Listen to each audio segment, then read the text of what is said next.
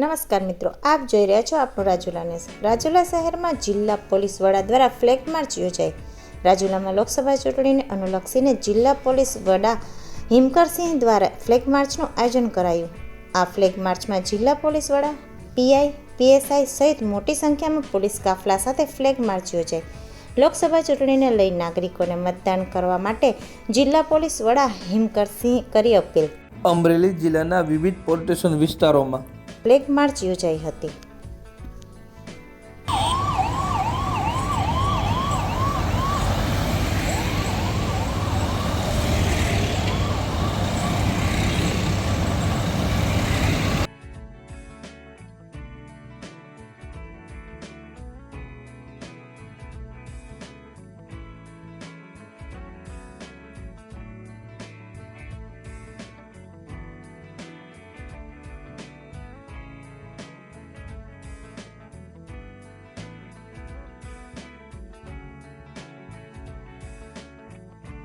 અમરેલી જિલ્લાના તમામ સંવેદનશીલ વિસ્તારોમાં ફ્લેગ માર્ચ કરવામાં આવ્યું છે। અમારા પોલીસના અધિકારીઓ અમારી સાથે છે અને તમામ સંવેદનશીલ વિસ્તારોમાં આજે ફ્લેગ માર્ચ કરવામાં આવ્યું છે, જેથી કરીને લોકોમાં વિશ્વાસ બેસે અને નિર્ભીકતાથી પોતાના મતાધિકારના પ્રયોગ કરી શકે। આ હેતુથી આજે આ ફ્લેગ માર્ચનું આયોજન કરવામાં આવ્યું છે। હું અમરેલી જિલ્લાની જાહેર જનતાથી જેટલા પણ મતદાર ભાઈઓ અને બહેનો છે ત્યાંથી અપીલ કરું છું કે મોટીમાં મોટી સંખ્યામાં વધારે બહાર નીકળીને અને મતદાન કરે અને જવાબદાર નાગરિક તરીકેની પોતાની જવાબદારી નિભાવે અને લોકશાહીને મજબૂત બનાવે।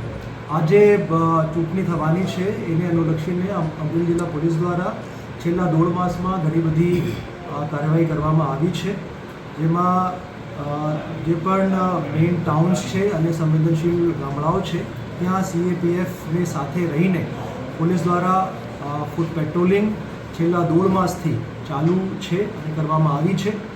એના સિવાય એન્ટી સોશિયલ એલિમેન્ટ્સ વિરુદ્ધમાં 9,800 જેટલા અટકાયતી પગલાં લેવામાં આવ્યું છે।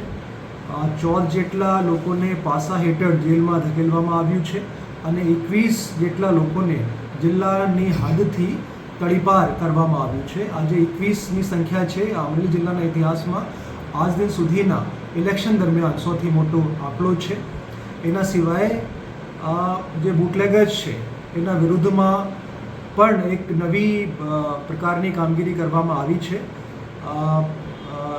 ગુજરાત રાજ્યના પોલીસ વડા માનનીય શ્રી વિકાસ સાહેબ દ્વારા જે માર્ગદર્શન આપવામાં આવ્યું એના તહેત જે પુરોહિત રાણુના બોન્ડ લેવામાં આવે છે બુટલેગર્સ પાસેથી કે એમના જે ચાલચલન છે, વ્યવહાર છે એ સારા રહેશે અને એ બોન્ડ લીધા પછી પણ જો બુટલેગિંગની જે ધંધો છે એમાં કાર્યરત રહેશે તો એના વિરુદ્ધમાં જેલમાં ધકેલવાની કામગીરી પ્રથમ વખત અમરેલી જિલ્લા પોલીસ દ્વારા કરવામાં આવી છે।